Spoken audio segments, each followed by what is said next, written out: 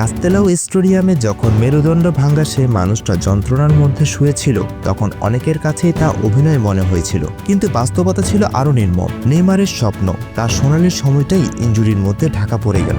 Ronaldo, মেসির মতো football মহাতারকাদের সঙ্গে পাল্লা দিয়ে হাঁটার সক্ষমতা ছিল, প্রতিভার ঝলক ছিল, কিন্তু ভাগ্যের নির্মম পরিহাসে একের পর এক চোট তাকে ছিটকে দিয়েছে। অন্য কেউ হলে হয়তো অনেক আগেই হাল ছেড়ে দিত, কিন্তু নেইমার বারবারই ফিরে এসেছেন নতুন যুদ্ধের প্রস্তুতি নিয়ে। কেউ বলে তিনি অভিনেতা, হয়তো তিনি সত্যিই একজন অভিনেতা, তবে সেটা মাঠ ছেড়ে পালানোর নয়, বরং ঘুরে দাঁড়ানোর, ফিরে আসার, প্রতিটি যন্ত্রণার জয়ের।